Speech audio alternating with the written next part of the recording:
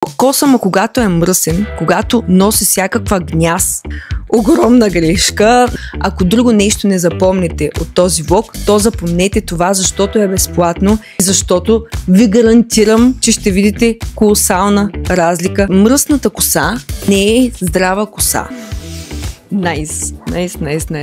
Здравейте, хора! Днес ще ви разкажа какви са моите трикчета, които използвам, за да ми порасне косата и да бъде в един такъв лъскав вид нон-стоп. Ще се изненадате, голяма част от тях са безплатни, голяма част от тях са много евтини. Не използвам хиляди продукти за коса, използвам просто трикчета на ежедневна база, които абсолютно всеки може да изкопира и да приложи. Не, че не съм фенка на продуктите за коса, напротив, използвам, мисля, че само един, но просто съм, така да се каже, минималист. Не използвам много продукти като цяло. Има неща, които можем да правим на ежедневна база.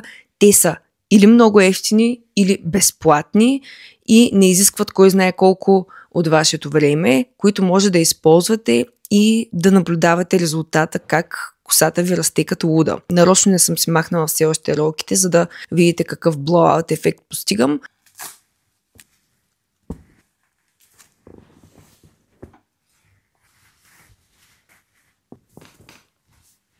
Дайте да видим какво е положението само на огледалото, защото не искам да продължа целия влог изглеждаща странно.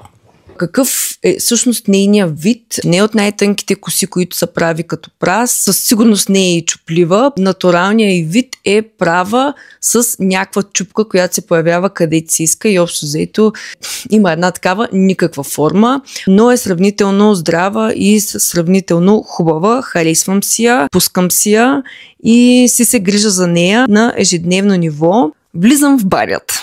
Къпя си косата през 2 дни. Това е тема, на която чувам много различни мнения. Дали трябва да бъде къпана често, дали трябва да бъде къпана малко по-рядко. Това, което моя фризьор ми е казал, е следното.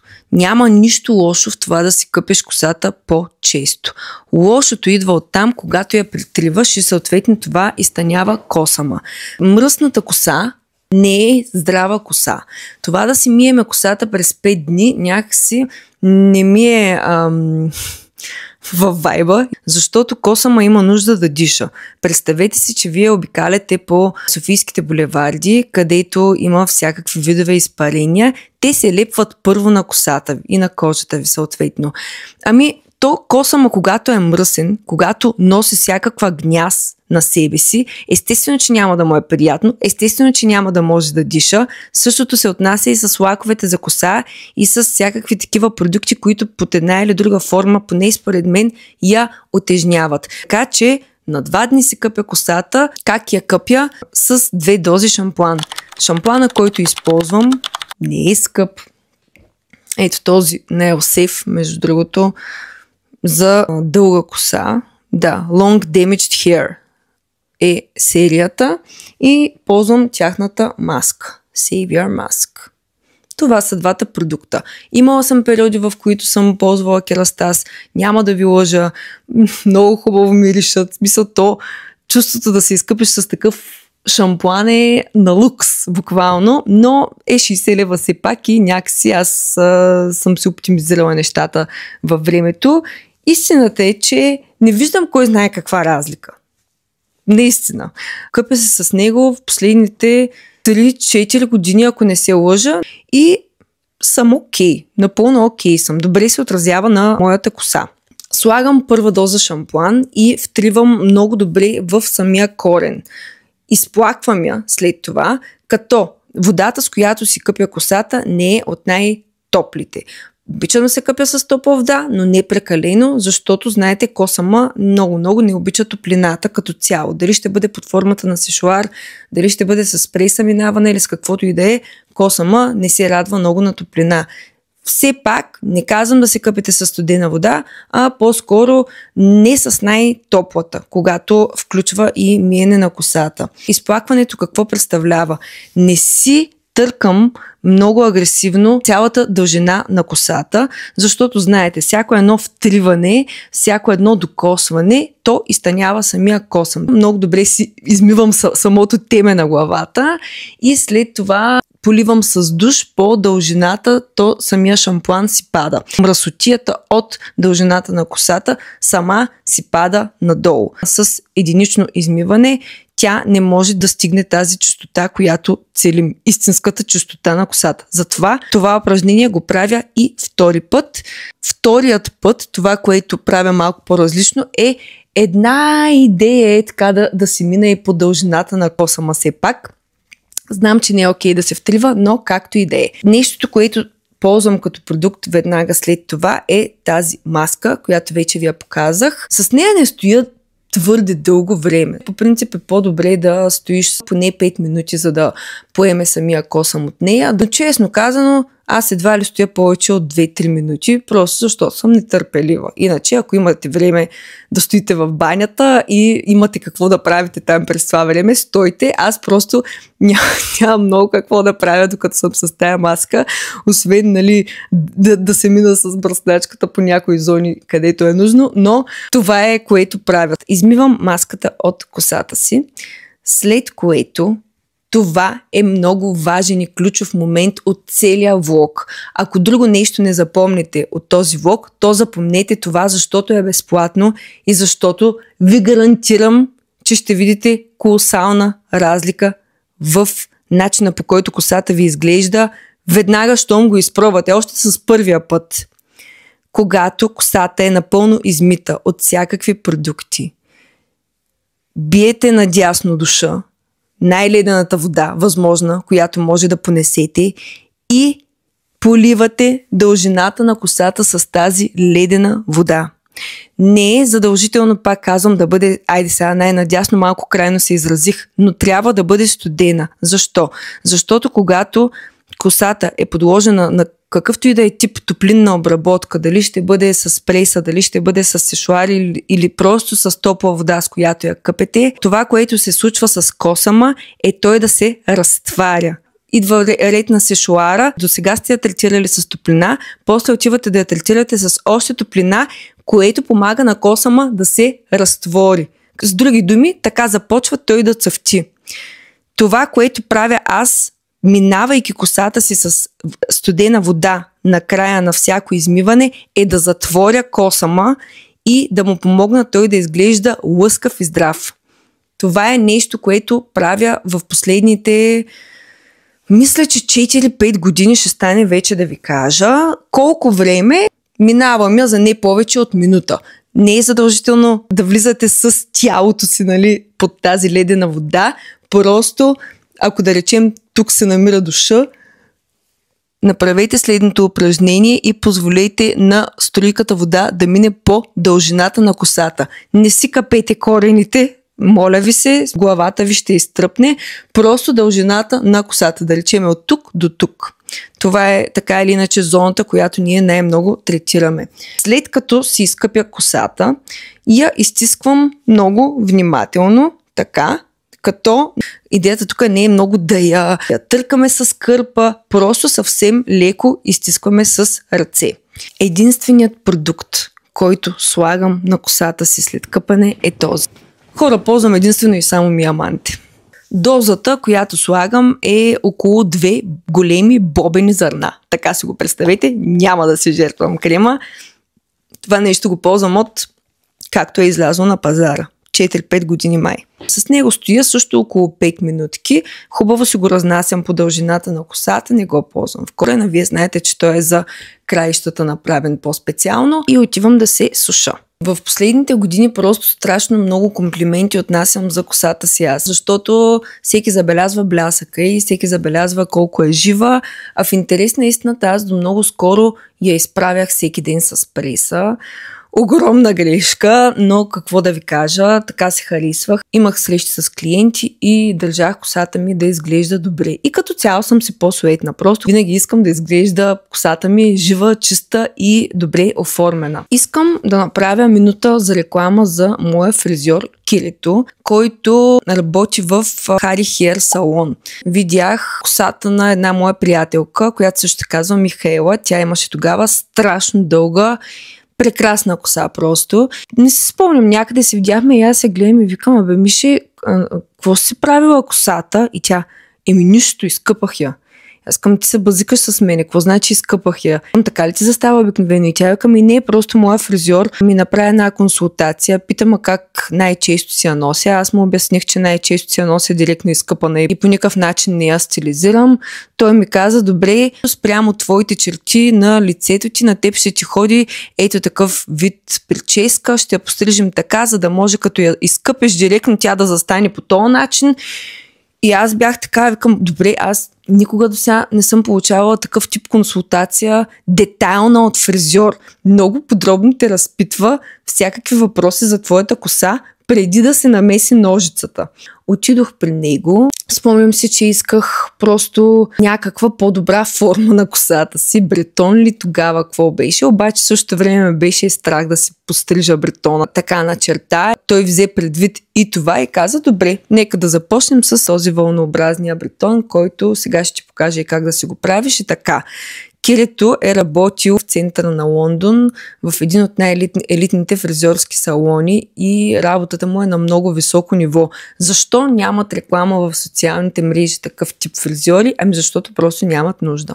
Аз си пак ще му направя тук, защото е просто брутален. От тогава се случи нещо като вълна от наши познати и приятелки, които започнаха да ходят при Кирито, защото просто всяка наблюдава ефекта на другата. Препоръки. Абсолютно всички мои приятелки, които искат някакъв вид промяна, но и те самите не знаят какво искат, аз ги пращам при Кирито. Той е човека, който ме научи на тези трикчета за косата. Всъщност какво се промени в моята хер рутина, за да може тя да започне да расте толкова скоростно. Промени в моята хер рутина, за да може тя да започне да расте толкова скоростно. Преди си изправях косата, както вече ви споменах. Имах малко по-къс бретон, който беше свикнал аз да го оформям главно с преса. Краищата на косата ми също горе-долу всеки ден го търпяха това. Съответно, доста цъфтеше и когато ходих при Кирито, това, което го карах да прави е много леко, да речеме половин пръст да ми подравни дължината на косата отдолу. Останалата част от пострижката се случва последния начин. Взимам един кичур коса и започва да обира на цъфтялото от него нагоре по дължината. Понеже моята сватба предстои, тя ще бъде след няколко месеца, отидох на друг фризьор. Имаше други фризьори, които аз исках да опитам, които са по-тясно специализирани с прически и по-конкретно вълни, видове кадрици. Предполагам, всички сте чували за тях. Единия беше Васето от салона Приве и сега ми предстои, между другото, утре да отида в галерия. Ще взема с мен, за първи път ще бъда там, за да видим какво ще направят с косата ми. Но както и да е. Отивам аз при Васето от Приве, за да ми направи някаква пробна прическа за сватба. Кадриците бяха страхотни, факт. Нали? Много ми хареса формата на косата ми, обаче много се качи. Видях, че дължината на косата ми изобщо не е достатъчна и варианта беше или да мислим някаква вдигната прическа, или да слагам треси за коса, което имам лош опит с това нещо, изобщо не е моето, сърбима го, изобщо, да, нека да не навлизаме в тая тема. Това, което исках е просто моята естествена коса да порасне до толкова, така че да мога да съм си с моята си коса на сватбата. Няма да е нещо ново, което чувате тук. Най-вероятно, когато сте питали вашия фризьор, той ви е казал абсолютно същото. Спри да я третираш. Да, обаче как да спра да я третирам при положение, че аз искам всеки ден да ми е хубава? Трябва ли всеки ден да ходя вързана? Трябва ли всеки ден да ходя на рибена кост? Трябва ли всеки ден да ходя аз с никаква форма на косата си, за да мога да спра да я третирам и вдъхна някакъв вид живот и тя да започне да расте? Не знам защо, някак си не ми идва естествено аз да ползвам стимуланти за растеж на косата. Не казвам, че е нещо лошо, просто не го усещах.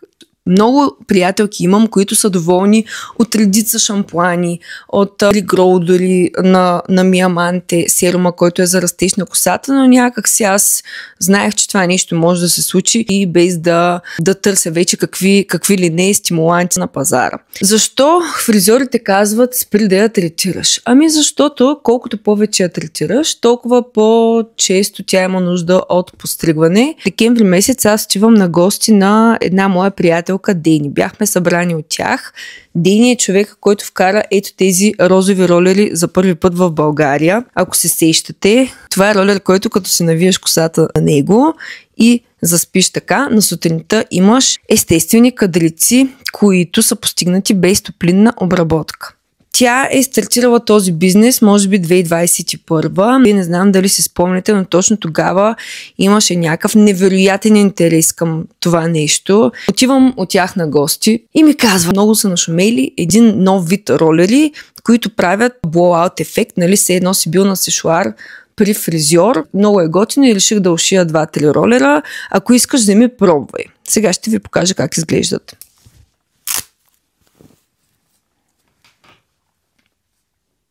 Давам ми ги тези двата ролера и нека да ви покажа каква е схемата с тях.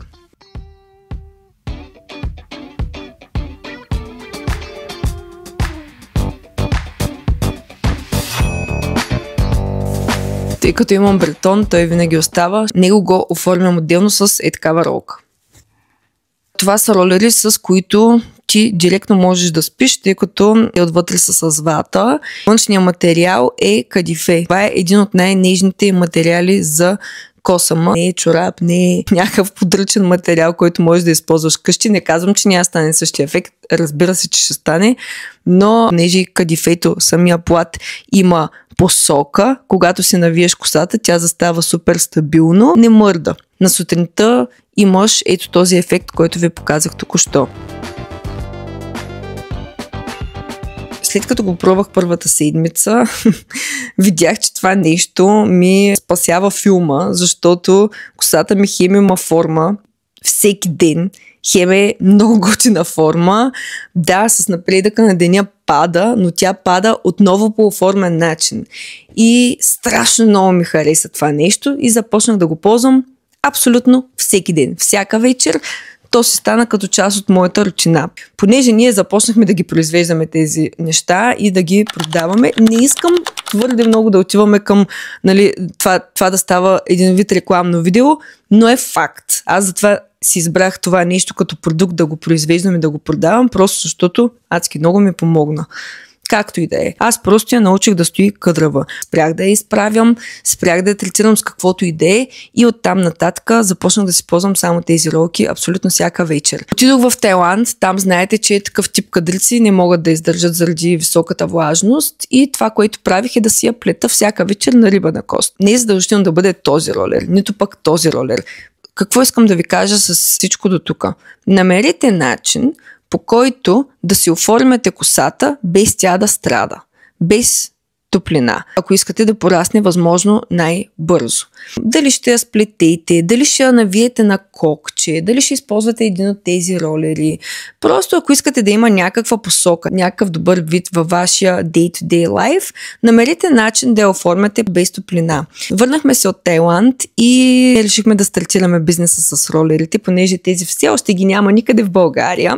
Какво направихме? Поръчахме няколко от китайските сайтове. Те бяха значително по-евтини, бяха с някакви тръби вътре. Видях, че ефекта горе-долу е един и същ с това, което Дени уши. С голямата разлика, че беше адски неудобно. Върти се, той имаше някаква тръба вътре, ако не се лъжа, опъва ми косата и изобщо не беше приятно за спане. И ние, поръчвайки от абсолютно всички сайтове от чужбина, които могат да ви дойдат на акъла, видяхме какво ни има наред. И когато видяхме какво ни им е наред, решихме просто ние да се го направим сами тук в България. Ще ви изложа точно колко мостри сме върнали, много, за да видим какъв да бъде вътрешния материал, така че хем ефекта да е същия, хем да е достатъчно удобен за спане и за тренировка, и за пътуване, и за каквото ви дойде на акъла, хем, нали, да има някакъв добър търговски вид. Това нещо, аз ще бъда честна, може да има и по-добър търговски вид, но истината е, че работи, че е удобно и че е качествено по начина, по който сме го създали. Стига толкова за ролера. Мисля да направя отделен влог за тези ролери. Ако имате интерес, ще ви дам всякакви tips and tricks как да се задържате косата под тази форма за по-дълго време и съответно да я щадите от всякакви такива неща. Сега, аз както споменах малко по-рано, на мен ми предстои сватба. Имам час в галерия утре. Все още не знам какви кадрици ще измислим, ще се консултирам там с фризьорката, да видим какво ще каже тя и да видим дали прическата, която ще ми направи, аз се виждам с нея като булка, но сериозно обмислям варианта аз просто да се направя с ролера, защото вижте хора, ами то стои толкова естествено и толкова красиво. Аз съм влюбена в този вид и го имам всеки ден. В случаите, в които, да речем, съм на бал, на банкет, на сватба или на някакви такива събития, на които се изисква косата да издържа по-дълго време, аз я топирам в корена съвсем леко и слагам лак. Тя в момента няма абсолютно нищо, но съм си взела ето този лак на тази марка. Мисля, че е медицинска козметика. Има я в по-големите аптеки. Рене Фуртерер. Много ги обичам. Преди използвах техния сух шампуан. Знам, че не е полезно, но това го ползвам вече само в критични ситуации. Спряха да го произвеждат, може би за да направят нова опаковка или не знам. И през това време реших да пробвам друг. Ето този. Това е нормалната, стандартната му версия. Толкова са силни, не ги ползвайте често. Пак казвам, това нещо го ползвам в emergency ситуации. Купих си и това нещо на същата марка за предпазване от топлина, от топлинна обработка, само че много ми оттежнява косата и за пореден път просто си доказвам, че the little the better. Набързо свичваме към следващия ден. Вървя към галерия. Вече имам някаква идея как искам да изглеждам на сватбата си. Но това, което се чудя, е дали има някакъв вид правило, че младоженеца не трябва да вижда булката с сватбената и прическа преди сватбата. Понеже проклята няма да я види, то там ясно. Но пък ако много се харесам и искам да остана така, защо да не си остана с прическа ден-два? Има ли правило за това всъщност? Нямам представа. Другото нещо, което се чудя е дали на вас да ви се покажа от галерия. Не, че ще ми щупи филма, ама знам ли аз? Абе, както го усетя.